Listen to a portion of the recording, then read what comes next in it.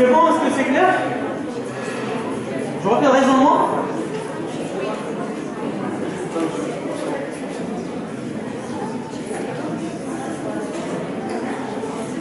Donc je refais le raisonnement. Donc pour une conduite donnée, s'il vous plaît. Donc pour une conduite donnée. Donc je prends une conduite dont les surfaces ne sont pas les mêmes. D'un côté j'ai une surface S1, de l'autre côté j'ai une surface S2. Bon, j'aurais pu prendre ça aussi. Voilà. Bon, ça c'est S2, ça c'est S1. Plus étroit. Alors, la conservation de débit stipule que la quantité de liquide qui rentre à travers cette surface est la même que la quantité de fluide qui sort de cette surface. Ok. Donc la quantité de ce côté-là est égale à la même que la quantité de ce côté-là. Donc, je mesure la quantité par le volume du fluide. Dans le volume du fluide, je prends des éléments différentiels, petits. Donc le volume de ce côté-là est égal à, j'assimile ça à un cylindre de section S et de longueur delta x1. De l'autre côté, donc un cylindre de section S2 et de longueur delta x2. Sachant que l'expérience, je vais la faire pendant un certain temps delta t. Non, delta t. Donc pendant l'instant delta t, de ce côté-là, donc le fluide parcourt la distance delta x1. De ce côté-là, le fluide parcourt la distance delta x2. Donc, ce qui veut dire que V1 est égal à S1 fois delta x1. De l'autre côté, donc S2 delta x2. C'est bon. Ok. Je vais relier le déplacement à la vitesse moyenne d'écoulement à travers cette surface S1. Donc, je considère que la vitesse moyenne d'écoulement c'est V1. À travers la surface S2, la vitesse moyenne d'écoulement ça va être V2. D'accord. Donc delta x1 est égal à V1 delta t. Delta x2 c'est V2 delta t. Je rétablis S1 et S2 dans la relation. Donc qu'est-ce qu'on trouve? Donc j'élimine le temps des deux moments de l'équation. Ça donne donc S1 V1 est égal à S2 V2. Donc c'est une relation fondamentale de l'hydrodynamique qui caractérise la conservation de la quantité de fluide, la conservation du débit. Oui. Pardon?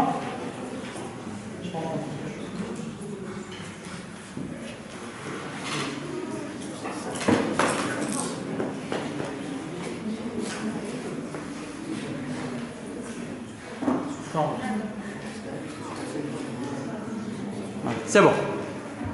Merci.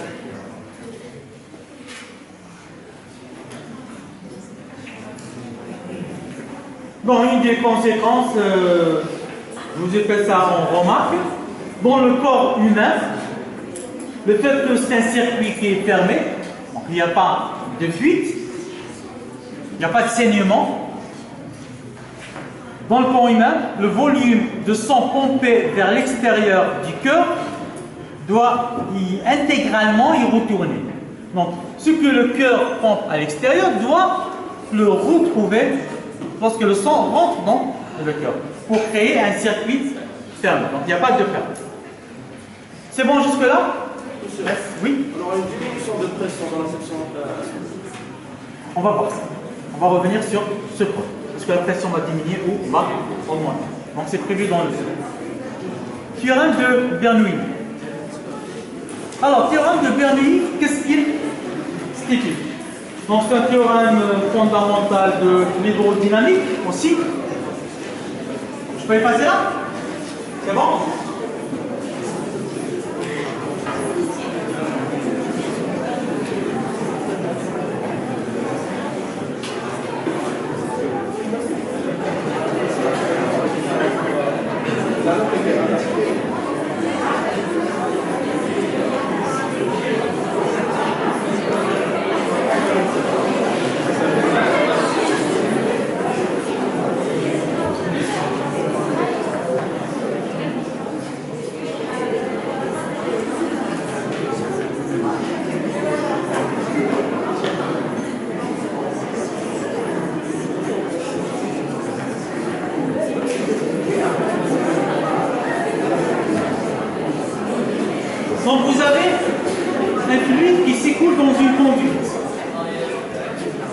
Ah, donc ce théorème est fondamental pour la résolution de problèmes liés à l'hydrodynamique.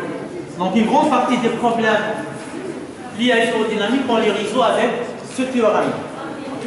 Alors, donc je prends une section de conduite à la position M1, une section de conduite à la position M2.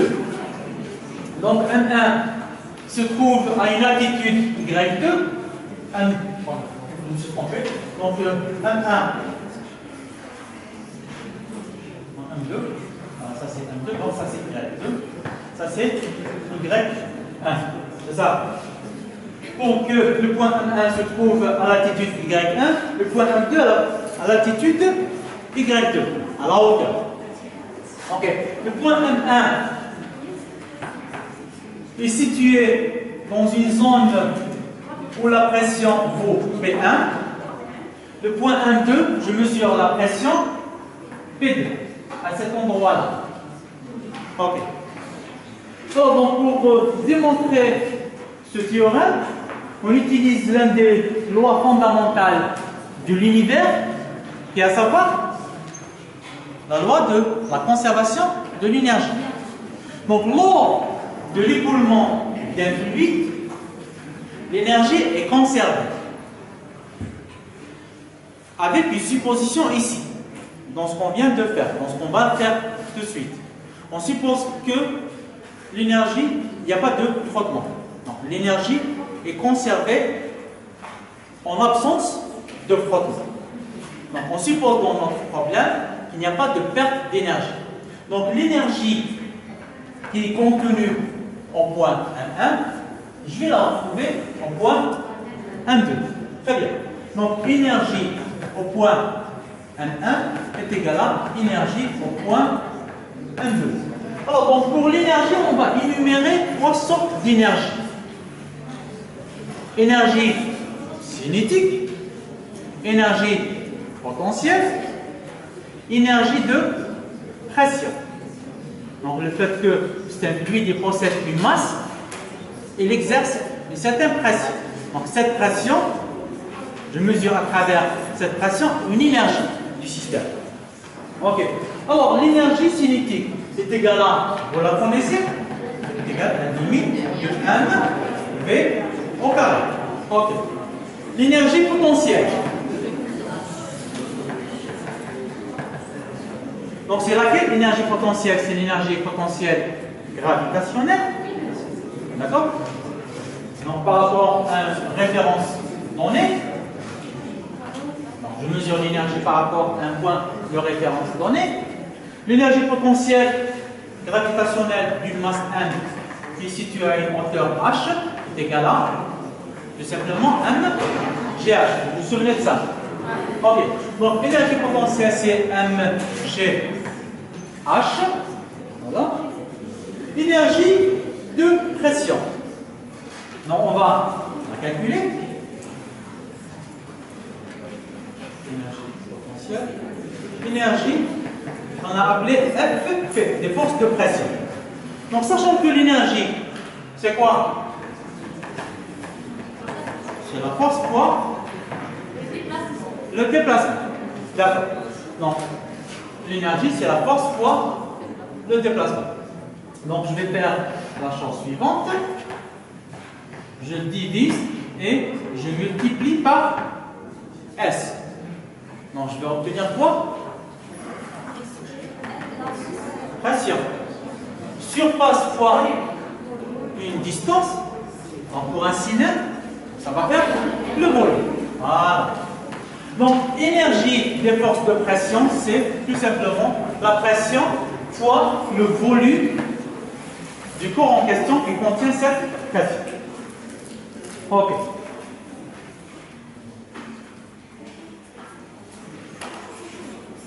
Donc on va réécrire tout ça. Donc énergie cinétique au point 1 plus énergie potentielle au point 1 plus énergie des forces de pression au point 1 est égal à l'énergie cinétique au point 2 plus l'énergie potentielle au point 2 plus l'énergie des forces de pression au point 2.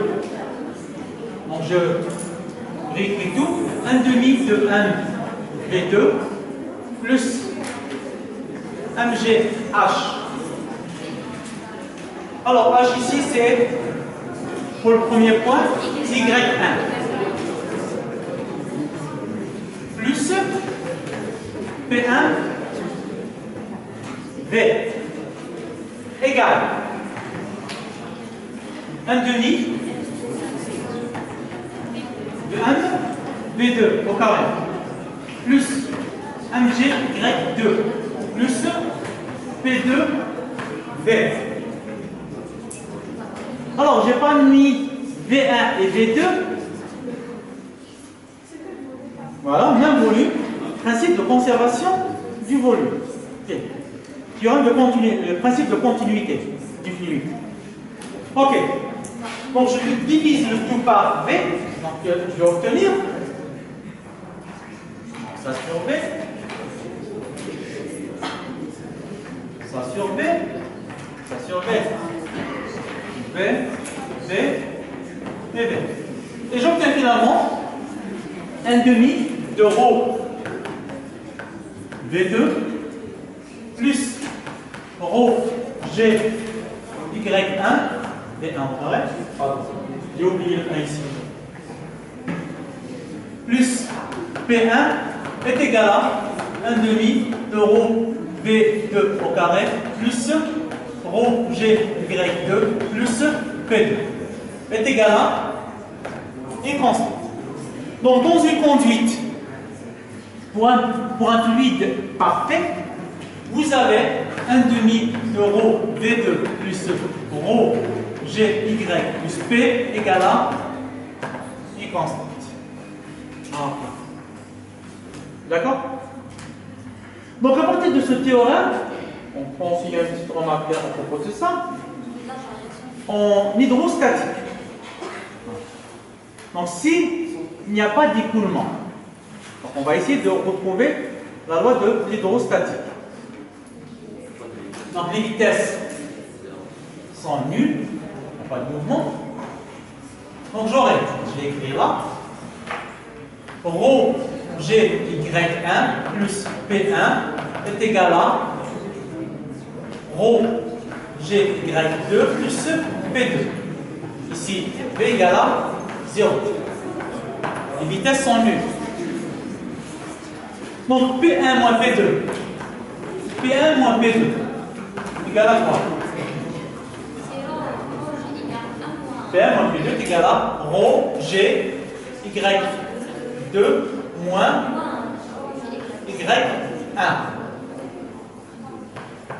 Voilà. Donc je peux réarranger les choses. P2 moins P1 égale à ρ Gy1 moins Y2. Donc le polycopier, je pense qu'il y a une erreur de signe. Donc vous la corrigez. C'est l'inverse. Alors, Y1 moins Y2. Y1 est plus haut que Y2. Donc, Y1 moins Y2, positif. Donc, la pression au point 2 est supérieure à la pression au point 1. D'accord. Delta P est égal à ρ G H. Donc, on retrouve la loi de la statique des fluides. D'accord? Très bien. Est-ce qu'il y a des questions? Donc, est-ce qu'il y a des questions? Non, c'est bon? Ok, les choses sont claires? Très bien.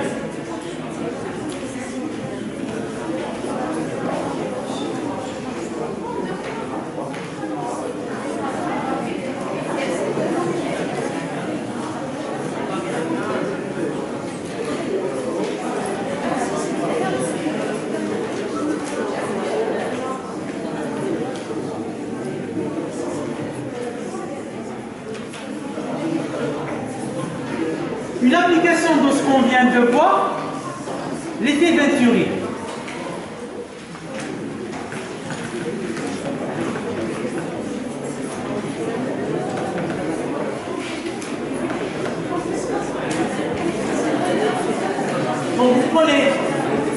conduite qui contient un rétrécissement de diamètre.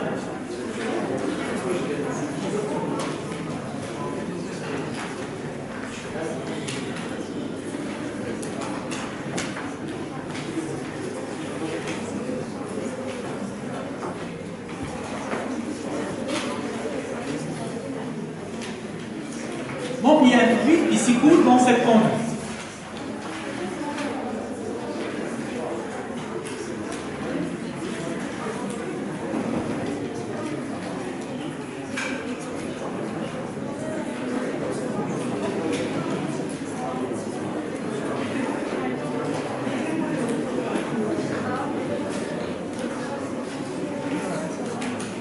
Donc vous avez une conduite. À un certain moment, vous avez un rétrécissement. Soit c'est un obstacle ou c'est une pathologie. Du cholestérol par exemple dans une veine. Donc ici vous avez une certaine surface S1, ici une certaine surface S2. Plus faible que S1. Il y a un rétrécissement du diamètre de la veine. Je calcule la pression à différents endroits en moyenne d'un manomètre.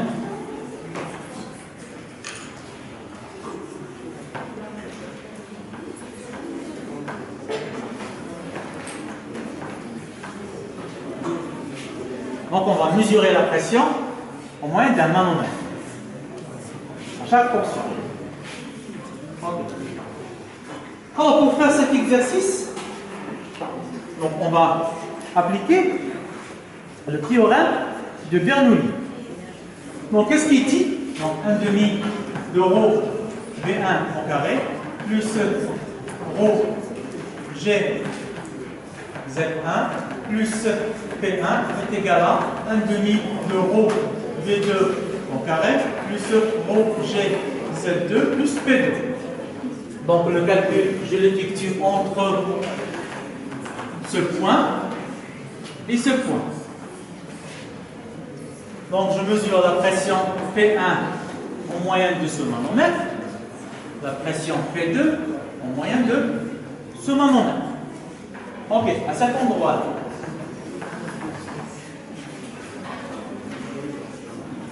Les deux points de mesure se trouvent sur la même ligne de courant. Donc au niveau de cette surface, non, je mesure P1, au niveau de cette surface, je mesure P2. Les deux points se situent au même niveau. Donc Z1 est égal à Z2. D'accord. Très bien. Je réécris V1 au carré plus P1 est égal à 1 demi de ρ V2 au carré plus P2. Voilà. À ce niveau-là, ce qui m'intéresse, c'est de comparer les pressions P1 et P2. P1 et P2. Là, je trouve un lien entre P1 et P2, une fonction entre P1 et P2. Je vais comparer comment la pression évolue dans ce système. Et pour cela, j'utilise la relation de continuité. Donc la relation de continuité, qu'est-ce qu'elle dit? S V1, S1 V1 est égal à S2 V2. D'accord. Donc je vais supprimer la vitesse. Voilà, je vais supprimer la vitesse de cette relation. Donc je prends par exemple, je ne sais pas quelle est la vitesse que j'utilise ici. Donc je fais V. Voilà. Je prends V1 égal à S2 sur S1, S1 fois V2. Je remplace donc la relation. Alors, P1 moins P2 égale 1 demi de rho V2 moins V1 égale 1 demi de rho V2 moins S2 sur S1 V2. Vous suivez avec moi les calculs? C'est bon? Je vais mettre V2 en facteur. 1 demi de rho V2 1 moins S2 sur S1. Voilà. Donc ça c'est P1 moins P2 est égal à 1 demi de rho P2 1 moins S2 sur S1. Alors, ce qui m'intéresse maintenant de mesurer, c'est quoi? Est-ce que P1 est supérieur à P2 ou P2 est supérieur à P1? Sachant que rho est une grandeur positive. La vitesse en module positive.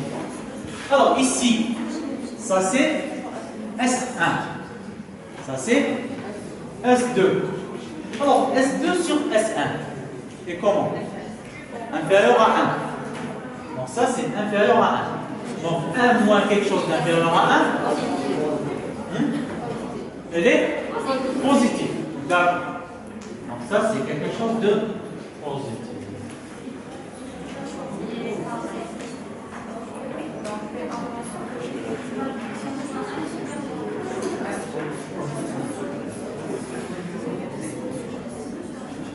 Donc la conclusion, P1 est supérieur à P2. La pression à cet endroit, ça c'est P1, P2, on va retrouver la valeur de P1, le diamètre. Donc P1, elle est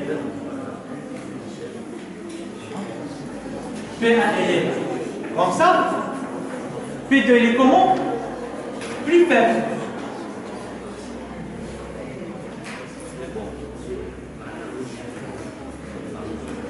Donc on s'en compte du rétrécissement, la pression on retrouve la valeur de P. Donc qu'est-ce que vous remarquez ici? Au niveau du rétrécissement, est-ce que la pression a augmenté ou elle a diminué? C'est vrai que la vitesse augmente ici. V2. En fait, V2 est égal à S1 sur S2 fois V1. S1 est supérieur à S2.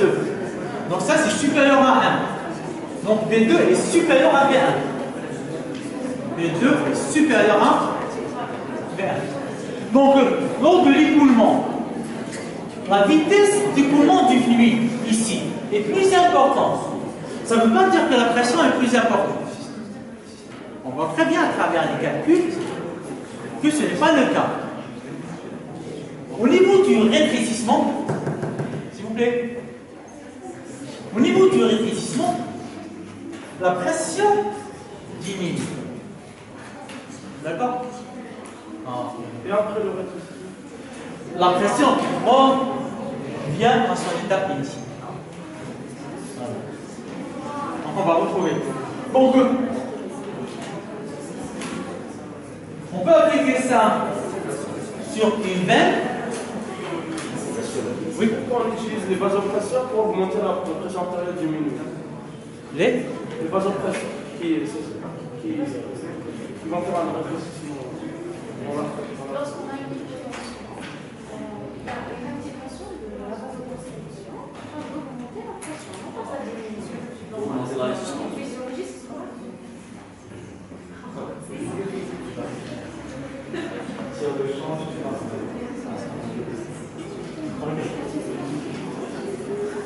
Je ne suis pas réfléchi.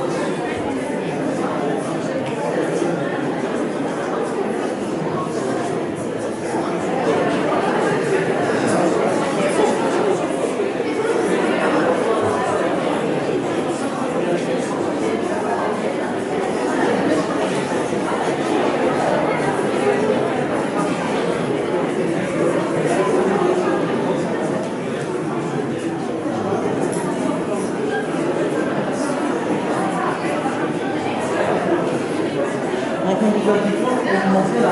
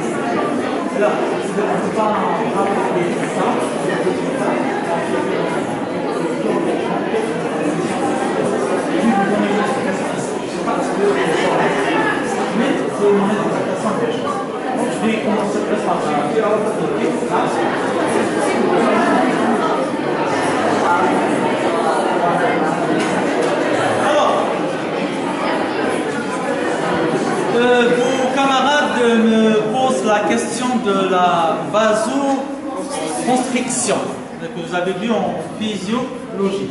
Parce que vous avez une hypotension, donc une baisse de la tension. Donc on va le voir par la suite. La différence de pression est égale à la résistance à l'écoulement fois le débit. Débit d'écoulement du sang. Donc l'organisme, c'est un mécanisme de défense de l'organisme. Pour maintenir l'organisme en vie. C'est ça. Donc l'organisme, comment il se défend, donc il va développer un certain nombre de mécanismes pour remonter la pression artérielle. Alors pour remonter la pression artérielle, donc qu'est-ce qu'il fait? Il augmente la résistance, c'est ça. Ou il augmente le débit du sang qui est pompé par le cœur. Donc l'un des mécanismes pour augmenter la pression artérielle. Donc vous dites il fait une vasoconstriction. En fait. Bon, ça c'est l'organisme. Je suppose que, bon, je ne sais pas plus spécial, vous ai dit je suis physicien, je ne suis pas médecin. Hein? Donc ça suppose que l'organisme, qu'est-ce qu'il fait? En pompant le cœur,